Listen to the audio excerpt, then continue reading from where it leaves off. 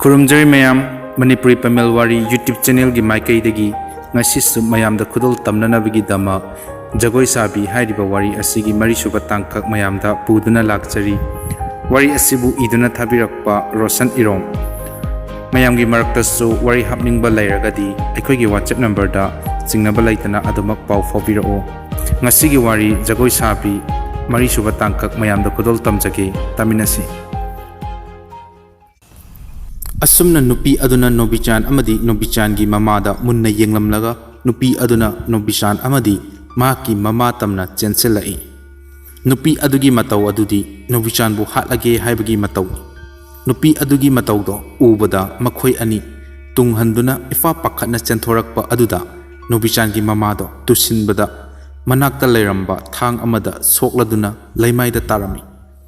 aduga nupi aduna yamna hainadaba mawongda kanna noklamlaba matung mangkhirami nobichana kapladuna ima se mitpango ima nachana ko busibu tabidrabo kana laige ima se keno matawkhre tanjaduda makhoigi imungi miyisingna taraduna chenthoknarai atamo ima kedore haibano mataudo ubada nobichan gi machanupi chanchanchu kapchai adudagi makhoigi imungi ahal amana ibungo adumaina tawduna leiba yararo hospital da pukhatnaba amukta tawsi asumna hainaduna makhoi mi kharana nobichan gi mamabu hospital da pukhalai hospital jawraba matung doctor singa nobichan gi mamabu kanna laikatnari nongchu ngan ga dawri isorna thaujan biduna nobichan gi mamadi gyan lakhi nongale doctor singna nobichan da hangami hajikti kisu thulokpati tawroi ado kamaina tawribono noi kisibo matam aduda makhoi gi manakta machanupi hoisu laiba maramna nobicana asengbado haikidi doctor akisu tawfanati imana tumba hawalaga mapanda thorakpada khongpam chahogdadana tubada ngaduna lairiba thangda tasinbadagi soibani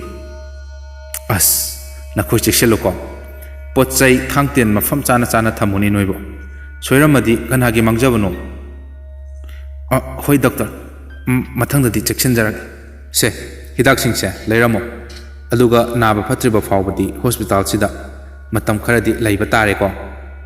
hoi doctor phagani atamo akhoi imagi sibu hospital da matam khara leiro hairibro hoi isan doctor na adumna hairi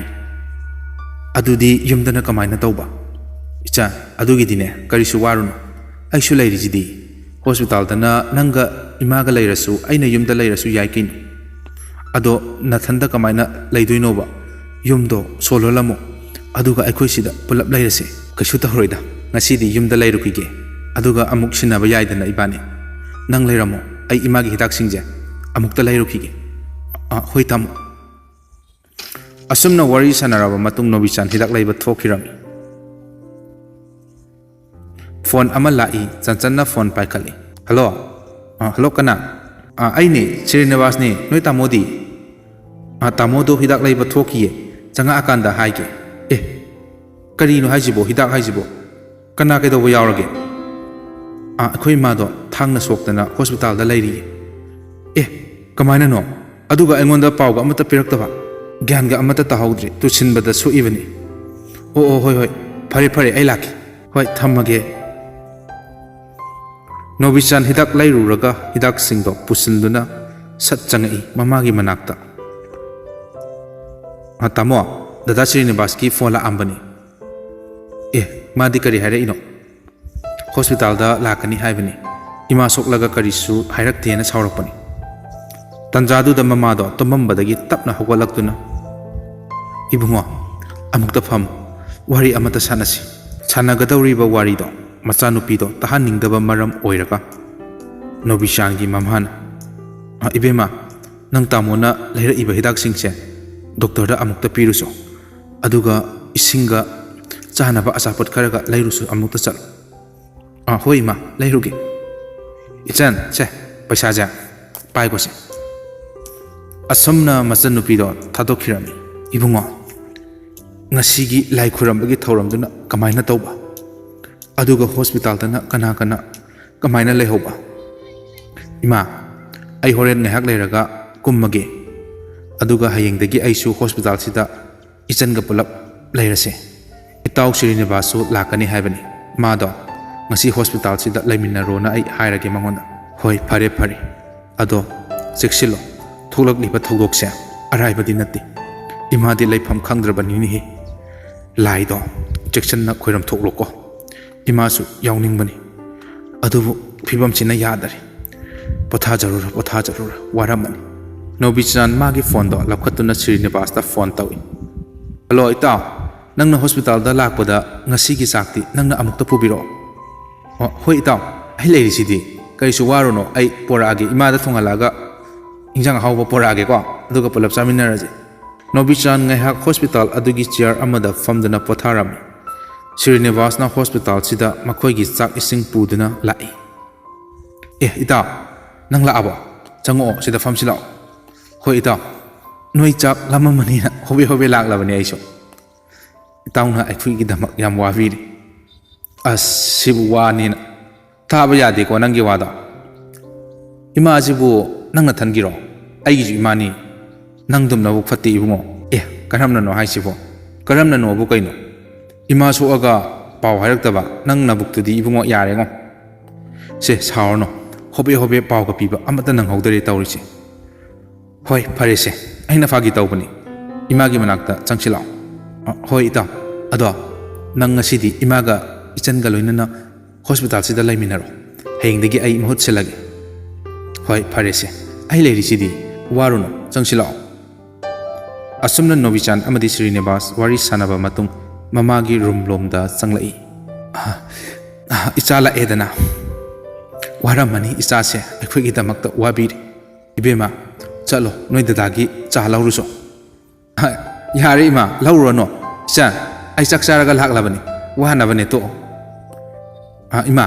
kamaina bu tawrino daudi yadabajani ko amambaduda uhawdribani ni he ibung hoi se phare se ima na ba ya ponte akhoi mayam lairi basidi kaisu waruno se chakse chathokna ba tawrose ai pochai khara lairu khige ta chakse chathokminaro ko makhoi ahum chak chathokle ngihak leiraba matung nungthilgi pung 2:30 rom tare ma adudi ai somda matamse yadre yumlomda haithanaba tawge ita imaga ichenga se khara laiminaramo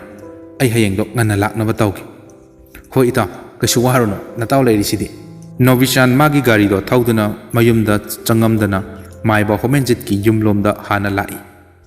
mana lambida asum lakpada lamhangkum tawba mapa ama yawrakpada khanghaudi magi gari do yarakkidi Nobichanna karida yadrino haina yenglingaida lamhangduda hauba u pambi adugi nakalдagi asumna haira ami gari yadrabo kadaida chatlino Nobichan ipa pakna mamaido koirei leiduna yengbada kanasu udari wakhalda khanjai thawai asinasu aibo question chinari boire asumna magi gari do amuk start tawduna yengbada khanghaudana yarakki masidi khara thuna thawhaurage haiduna mahak laklami asum lakpana Nobichan maibo homenjit ki mayum yorakki oja ai lae lai khoirambagi duni nang la abo aisu nang ngairam libani chango ngihak phamko aigi pochai khara lathokrokhige hoi oja nupi macha hoigi duda hana chatlase makhoi gi loiraba matung nakhoi gi da amuk chatlase ko hoi oja yayi ado potlam chairamdi kari laigani pochai di ai hairage horen ibani na lambi da gari ngihak khamaga leirase yare chatlase lao hoi oja mai chatlase makhoi ani asum gari do thauduna lai asumna gari thorakpa aduda bazar amada magi gari do khamduna lai khurambada changba pochai khara leiram pot laiba loiraduna Rosni hoigi yumlom tamna lakhi makhoina asum lakpada maiba homen jitta kana gumbi amana chatkro haibagi matawgum mana kongda tarakni adubu madi khangi nupidugi thawaiduna tawraklibani haiba homen jit thawa isa sadana lai haujikti Rosni hoigi yum yaurakhi tanja aduda Rosni na magi kadagi lauri mahabu yum sida nakhoina kauriba karigino mahabu yum adudagi yamna thuna tanthoko Adubu Rosni di masado amuksu thawaiduna changba amuksu gyan tana wari sanaba yana adumak leiri adubu maiba adu lakpadagi masado sauna laiki Rosni gi mapana karino ibima nangna hairibadu bo tumina amukta layuse nasado warani oh oza maiba yawra abra ibungo su yawridana hoi ibani lakminarabani nakhoi lai khoiramba loiraba matung ibungo sigi amuk khoiramgadawribani oza adudi kari kari pochai changani ihe yare yare ibungo akhoi anina loina lairaklabani adugi saruk laido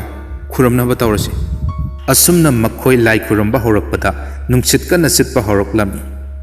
adubu maiba homen jitti khang karigumba khoradi tawraklani haiba adubu khangjinade mage tawfam thokpa machinda murum sonduna lai khoirami magi nakalda yamna hainadaba nupi amana mabu kihalli matawdo maiba homenjit khitani uriba ataidi uba pot nati aduga mangonda angakpa kaya amasu uhali adubu maiba homenjitti thawa isa sadi lai khoiramba loisilakli imunglomda changlakli aduga Rosni da jantra ado sinaba tawi adubu mana ngamdana sidanaba kanna honari adubu maiba homenjitna magi tairel masa aduna isingda luptuna Rosni gi masada kalli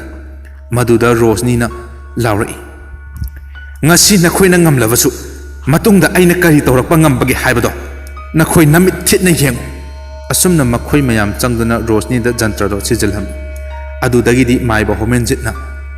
ngasi gi di kari su tawlaklaro wakhal waran hayengdagi di chanupisu wakhal khara taragani adubu ekadasi numikki khoiramgadawriba lai ase khoiramlaba matungdadi karisu amuk hanna tawrakroi phare adudi aikhoisu amuk chatlagi ibungo sigisu lai khoiramgadawba watlibani akhoi amuk chatlagi hoi phare oja maiba adudi akhoi amuk lehore ko hoi phare ibungo chatlasi adudi akhoi ani amuk hoi oja maiba makhoi ani Nobichan gi yum tamna amuk lakhi ibungo yumgi misingdi maiba aduna adumna hanglakpa aduda thokriba thodok pumba liraba matungda oja maiba adugini akhoi mising amata laitribase hospital da loina laikare atay akhoi yumlunaba kharadi lairi oh phare adudi lai khoramasi asumna lai khoram thokli lai khoramba loiraga adudi ngasidi yumsida nathanda laigadawribra nangse hoi oja ngasigidi yumsida ithanda lairani aduga hayengche nongalaga hospital da amuk chatkadabani adudi nang khara chekchinna lai kadai jantra se sibirage aduga amasina nangi marup tuda sibiro ngasigidi thawaiduna karisu tawba ngamaroi adubu kihan khangalakpadi yai aduda nangdi karisu tasin usinadana laigadabani ko maduda nangna kiba ulurabadi makhoina henjalakadawribani asumna maiba homenjitna Nobichan gi yumdugi akoibada koina chatuna kari no laigi tawgadaba thabak thoram khara tawri ibungo ngasidi mahana ka henna tawrakpa ngamaroi adudi ai amuk yawrage ko hoi oja maiba adudi ai amuk lehawrage Nobichan chaknganna thongdoktuna chathokli aduga phamungda changduna hitpami ngaihakti tumina lai adubu ngasidi karisu tawrakhidri asum lairamlaba matung tumthakirami khanghaudi magi ka adugi nakaldagi kanagumba amana magi phaklang aduda khorok kholai aduga magi mamangda nupi aduga mangak jawdaba nupa amaga leptuna Nobichan phamungdagi chingtharami aduga makhoi anina asumna hairi ngasidi nahako sumchoi soidana aikhoina puduna chatlagani Nobichan mamit satlawna pangthoi karinone aigi mangda uriba mayamsiwa mabukningda makhoigi lining thau sanamahibu chena khurumjai aduga amuk ngaihak hiptharaduna tumthakirami nongali Nobichan mamai mamit ta thoktuna hospital da chatnanabgi dama mamagi amadi machangi chak ising thonglaga tiffin da hapchilami aduga Nobichan magi yumdo solon sillamlaga hospital da lakhirami asum lakwana hospital jorki ibungo nang yawrak labra hoima aina sak ising chu loina purak labani ichanga tawsu university ude Kadayda thokhrage mabani bo. Ho aidi ikaw kawe makhoi anidi aina ising leitari khara lawruso haina thakibani. Hoi adudi fare ima hana chakse chatho agero makhoi nga kige haibro. Makhoi anisu laknari ngairage ai aduga makhoi ga punna chaminarage. Ado nangi marupse nang mirai ba yade ko. Mahakna akhoi gi dhamak wabiri base nang amukta munna khanduna ye. Hoi ima aisu gyan tai. Asumna wari sanari ngaida chanchan amadi Srinivas changai. Ta nang sula aba phare nang lakpa ngairamini. Aisu ngasidi yumda amukta kumukhige aduga amuk yam thuna karakani. Itawna pangwada wabire itawge lamanse singba ngamdawba mande ko. As yare he nangsu paktre ko. Asumna makhoi ani fagi jogai tawnaduna ngaihak nokminnaram. Itaw se jantra se ojamai baduna pirakpani sijalo. Aidi kaigino nahan wari tawra idudi. Aidi ikaw khawre kadai pirose ai sijalag. Adudi itaw ai amuk jumda kumukhige horel paw amuk phawrage ko. Hoi itaw horen paw phawnarase. Asumna wari sanaraba matung Nobichanna mahakki marup Srinivas pu thintoklami. Mahakki marup thintoklaba matung ngaihak makhoi ahum phamduna wari sanaduna leiri. Matam aduda khanghaudana phone ama lai. Hello mama ro Rosni ki mama na mani imani nachanna amukta taw haidana tawraklibani.